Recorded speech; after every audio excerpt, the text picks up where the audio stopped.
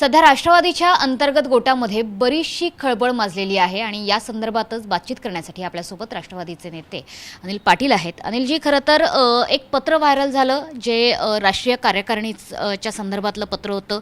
सुनेत्रा पवार यांची त्याच्यावरती स्वाक्षरी होती। मात्र त्यानंतर सुनेत्रा पवार यांचं म्हणणं असं आहे, ज्या स्वतः उपमुख्यमंत्री आहे, की या पत्रामध्ये काही तांत्रिक चूक झाली आणि त्याच्यामुळे प्रफुल्ल पटेल आणि सुनील तटकरे यांची नावं त्यांच्या पदासमोर लिहिली गेली नाहीत। मात्र आता कळतंय असं की ही त्यांना या पदावरून हटवण्यातच आलेलं आहे का, अशी चर्चा आता जोर धरते आहे। प्रफुल्ल पटेल आणि सुनील तटकरे नाराज असल्याच्या सुद्धा चर्चा झाल्या आहेत। राष्ट्रवादीच्या गोटात नेमकं घडतंय काय? नाही, आता पत्र व्हायरल केलेलं आहे ते पत्र हे निवडणूक आयोगाला आपली ऑफिस बेरर म्हणून जबाबदारी तुम्ही कोणाकोणाला डिस्ट्रीब्यूट करणार त्या दृष्टिकोनातून निवडणूक आयोगाला केलेलं ते सबमिट केलेलं ते पत्र आहे। त्याच्यामध्ये ऑफिसची जबाबदारी कोणी सांभाळली पाहिजे, ट्रेझररची जबाबदारी कोणी सांभाळली पाहिजे, म्हणजे ऑफिस दिल्लीचं कोणी सांभाळलं पाहिजे, मुंबईचं कोणी सांभाळलं पाहिजे, ऑडिट कोणी बघितलं पाहिजे, ह्या ज्या काही जबाबदाऱ्या असतात पक्षाच्या त्या ऑफिसच्या जबाबदाऱ्या वाटण्याचं ते पत्र दाखवलं जातं आहे। आता तटकरे साहेब आणि प्रफुल्लबाई यांच्यावरती सातत्याने एक टार्गेटेड कुठेतरी आपण होताना बघितलं जातं आहे किंवा कोणीतरी करताना बघतोय। मग तसं जर का असेल तर सुनेत्रा वहिनी राष्ट्रवादी काँग्रेस पार्टीच्या राष्ट्रीय अध्यक्ष करण्यामध्ये त्यांचाच योगदान सर्वात मोठं, कार्यकर्त्यांप्रमाणे उपमुख्यमंत्री करण्याकरता सर्वात जास्त त्यांचा आग्रह, पार्थदादाला त्या ठिकाणी राज्यसभेवर पाठवणं त्यांचाच आग्रह, परवा जो शपथविधी झाला कोलकात्याला त्या ठिकाणी सोबतच ते गेले, काल जो शपथविधी झाला विमानामध्ये सोबत गेले, त्या गुवाहाटीच्या शपथविधीला सुद्धा ते सोबतच होते आसामच्या मुख्यमंत्र्यांच्या। त्याच्यानंतर अनेक बैठका झाल्या, त्या अनेक बैठकांमध्ये अनेक प्रकारच्या चर्चा झाल्या, अनेक प्रकारचे निर्णय झाले, त्याच्यामध्येही सुद्धा त्यांचा सहभाग होता। हे बघा, राष्ट्रवादी काँग्रेस पक्षाच्या घटनेनुसार वर्किंग कमिटी ही सर्वात सुप्रीम पॉवर असते आणि त्या सुप्रीम पॉवर कमिटीमध्ये, वर्किंग कमिटीमध्ये 1 नंबरला सुनेत्रा वहिनी आहेत, 2 नंबरला प्रफुल्लभाई पटेल आहेत, 3 नंबरला तटकरे साहेब आहेत। आणि ह्या सगळ्या वर्किंग कमिटीच्या माध्यमातून घेतलेला जो डिसिजन असतो की तो देशामध्ये कोणत्या राज्यामध्ये कोणत्या कार्यालयाची जबाबदारी कोणी कोणी सांभाळली पाहिजे, ते वर्क डिस्ट्रीब्युशन ऑफिस बेरर म्हणून काम करण्याचं त्या ठिकाणी डिस्ट्रीब्युशन आहे। इथे काही कोणाला आता मला जर का हा प्रश्न विचारायचा असेल, मग प्रफुल्लभाई आमचे नेते आहेत, तटकरे साहेब प्रदेश अध्यक्ष आहेत, हे काय ऑफिस बेररचं काम करतील का? त्यांनी ऑडिट सांभाळायचं का? ह्या सगळ्या जबाबदाऱ्या त्यांच्याच माध्यमातून ह्या पुढे येतात आणि त्यांनीच डिस्ट्रीब्यूट केलेल्या असतात। आता त्याच्यामध्ये एखादा टेक्निकल मुद्दा जर का असेल तर वहिनींनी काल ट्विट केलेलं आहे आणि तो प्रिंटिंग मिस्टेक असेल किंवा पदाचं त्या ठिकाणी छापताना किंवा कुठेतरी राहिलं असेल तर तेवढी दुरुस्ती केली जाईल। मात्र जय पवार आणि पार्थ पवार यांना जी महत्त्वाची पदं दिली जात आहेत, कुठेतरी तटकरे आणि पटेल यांना डावलून आता जय पवार आणि पार्थ पवार यांचा वरचष्मा पक्षावरती राहील असे संकेत देण्याचा हा प्रयत्न आहे का? नाही, जय पवार पार्थ पवारांना वेगळं काय दिलेलं आहे?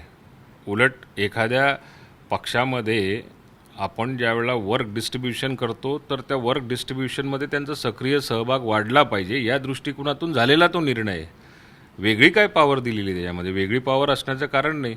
ऑफिस आणि कार्यालयावरती असलेला कंट्रोल किंवा देशाच्या प्रत्येक कार्यकर्त्याला असलेला संपर्क होण्याच्या दृष्टिकोनातून आणि पक्षातली शिस्त चालण्याच्या दृष्टिकोनातून एक प्रकारचं ते वर्क डिस्ट्रीब्युशन आहे। वेगळे अधिकार कोणालाच नसतात, ते फक्त राष्ट्रीय अध्यक्षाला असतात। मात्र ज्या पद्धतीने सुनील तटकरे हे शरद पवारांना भेटायला काल गेले सिल्वर ओकला आणि त्यामुळे पहिल्यापासून म्हणजे जेव्हापासून उपमुख्यमंत्री पदाची शपथ झाली, अगदी त्याच्या आधीपासून सुद्धा अजित पवारांच्या मृत्यूनंतर तातडीने विलिनीकरणाच्या चर्चांना वेग आलेला होता। शरद पवार पक्षाकडनं सातत्याने त्याच्यासाठीचा उल्लेख केला जात होता, त्याकरता एक सुप्त आग्रहसुद्धा धरला जात होता। तीच लाट आता राष्ट्रवादी पक्षात सुद्धा आहे का? हे विलिनीकरण व्हावं अशी आता तरी राष्ट्रवादी नेत्यांची भूमिका आहे का आणि त्याकरताच तटकरेंचे किंवा पटेलांचे प्रयत्न सुरू आहेत का? नाही, आत्ता ह्या सगळ्या गोष्टींना चर्चेला आत्ता मला असं वाटतं की नवीन उकळ्या फुटायला लागलेल्या आहेत। काल पवार साहेबांना भेटण्याकरता रुग्णालयातून बारामतीच्या निवडणुकीला सुद्धा पवार साहेब मतदानाला जाऊ शकले नाही। त्याच्यानंतर ते हॉस्पिटलमध्ये होते, त्यांची तब्येत ही बिघडलेली होती, ही सगळ्या महाराष्ट्राला माहिती आहे आणि त्याची विचारपूस करण्याच्या दृष्टिकोनातून गेल्या 15 दिवसापासून तटकरे साहेब सातत्याने एक प्रयत्न करत होते। आज तटकरे साहेब गेले, पवारसाहेब हे देशाचे नेते आहेत आणि देशाच्या नेत्याची तब्येत जर का विचारपूस करण्याकरता कोणी कोणत्याही पक्षाचा जात असेल तर त्याचा वेगळा अर्थ काढण्याची काही आवश्यकता नाही.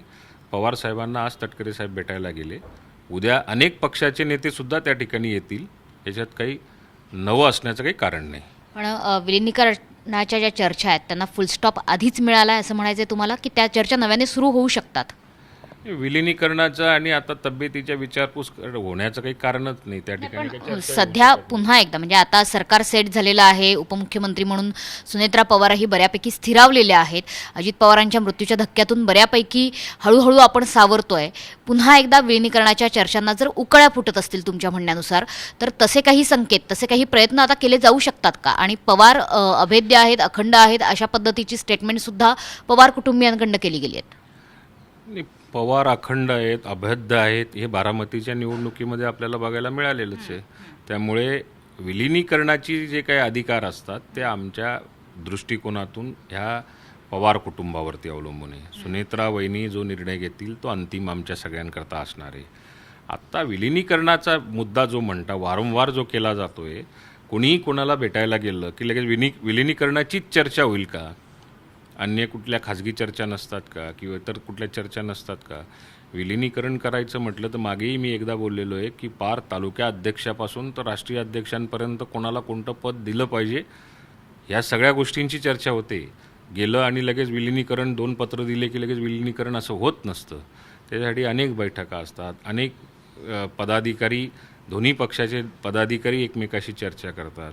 या सगळ्या गोष्टींची कुठेच चर्चा जर का नसेल तर आत्ता या सगळ्या उकळ्या फुटण्याला काहीच कारण नाही. पण नेत्यांची काय इच्छा आहे, राष्ट्रवादीच्या नेत्यांची, तुमची काय इच्छा आहे? विलिनीकरण व्हावं? आमची सगळ्यांची इच्छा हीच आहे की वहिनींनी निर्णय घ्यावा आणि तो आम्ही मान्य करावा. आमच्या इच्छेचा प्रश्नच नाही. तो जो निर्णय घेतील तो राष्ट्रवादीचा रसातळातला कार्यकर्तासुद्धा मान्य करेल. बरं, बारामतीमध्ये आणखी एक प्लेन दुर्घटनेची घटना घडलेली आहे. एक विमान पडलेलं आहे. वारंवार अशा घटना होतात. सगळ्यात महत्त्वाचं की बारामतीमध्येच अपघात होऊन राज्याचे माजी उपमुख्यमंत्री अजित पवार यांचा मृत्यू होतो. त्यानंतर सुद्धा जर अशी घटना घडत असेल तर ती निश्चितच गंभीर स्वरूपाची मानली जाते. नाही, शेवटी अपघात असतो. आज बारामतीमध्ये अपघात झालेला आहे याची मला काही माहिती नाही आहे, परंतु अपघात हा कुठेही देशाच्या जगाच्या कानाकोपऱ्यामध्ये होऊ शकतो. तो विमानाचा असेल किंवा अन्य कुठल्या वाहनाचा असेल, अपघात असतो. शेवटी टेक्निकल कुठल्या ग्राउंडवरती हा कुठल्या प्रकारचा हा अपघात झालेला आहे बारामतीमधला याच्याविषयी जो त्याच्यातलं ज्ञान असलेला टेक्निकल अडचणी ज्या असतील किंवा टेक्निकल माहिती जी असेल ते DGCS देऊ शकते किंवा विमान कंपनीच त्या बाबतीमध्ये बोलू शकते. हा अपघात बारामतीमध्ये झाला हा योगायोग किंवा त्यातल्या काही टेक्निकल अडचणी असतील तर ते विमान कंपनीच त्या ठिकाणी किंवा ॲथॉरिटीज त्या ठिकाणी बोलू शकते. पण बारामतीतल्या धावपट्टीमध्ये काही दोष आहे का? हे धावपट्टी दोष म्हणण्याचं काही कारण नाही आहे आपल्याला, कारण मला थोडंफार जे काही ज्ञान आहे त्या ज्ञानानुसार ज्या टेबल टॉप धावपट्ट्या असतात, रनवे असतात, त्याच्यामध्ये आजूबाजूला डोंगराळ परिसर असतो, काही दऱ्याखोऱ्या असतात, काही वर खाली भाग असतो आणि त्याच्यात ती भराव करून आणलेली धावपट्टी पुढे असते. त्याच्यामध्ये पायलटला जजमेंट घेऊन उतरवणं त्याचं स्किल त्या ठिकाणी बघितलं जातं किंवा ते स्किल त्याच्यामध्ये असणं आवश्यक असतं.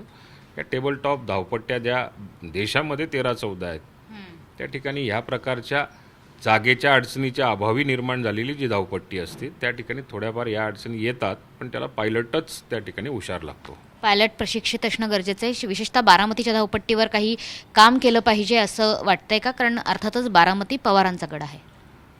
नाही, पायलट केवळ बारामतीपुरताच प्रशिक्षित असला पाहिजे असं नाही. तो जगाच्या कुठल्याही धावपट्टीवर लँडिंग करत असेल तरी सुद्धा तो प्रशिक्षितच असला पाहिजे. त्यातल्या त्यात टेबल टॉप धावपट्टीचा त्याला अनुभव असला पाहिजे. शेवटचा प्रश्न, जितेंद्र आव्हाडांनी घोड्यावरून प्रवास केलेला आहे. पेट्रोल डिझेलचे दर अर्थातच वाढत आहेत, मात्र सोबत पंतप्रधानांनी जे आवाहन केलं त्यानंतर त्यांनी घोड्यावरून प्रवास केला, हा विषय खूप चर्चेत राहिला. मला काल घोड्यावर बसलेलं फार त्यांचं बघून जरा मन भरून आलं. तो घोडा नवरदेवाचा घोडा होता. आमच्याकडे अशा घोड्यावर सजवलेल्या पांढऱ्या शुभ्र घोड्यावर त्याला वेगवेगळ्या प्रकारचे आभूषणं घातलेले हा असा घोडा जो असतो तो घोडा नवरदेवासाठी वापरला जातो. आणि जितेंद्र आव्हाड बऱ्याच वर्षानंतर त्या नवरदेवाच्या घोड्यावर बसले आणि तेही निमित्त काय शोधलं की पंतप्रधानांनी जे आव्हान केलं आणि ते राजकीय नेत्यांपासून, सरकारमधल्या असलेल्या मंत्र्यांपासून आपण इंधनावरती कंट्रोल केला पाहिजे, त्या आव्हानाला प्रत्युत्तर म्हणून घोड्याचा वापर करावा आणि तोही नवरदेवाच्या घोड्याचा वापर. या वयामध्ये घोड्यावरती त्यांना बसायची कदाचित हौस असेल, विरोध म्हणण्यापेक्षा नवरदेवाच्या घोड्यावर बसण्याचीच त्यांना आवड दिसली त्याच्यामध्ये, असं माझं मत आहे. खूप खूप धन्यवाद या बातचीतीसाठी. कॅमेरामॅन नितेश सोनवणेसह मनुष्य पाठक, झी 24 तास मुंबई.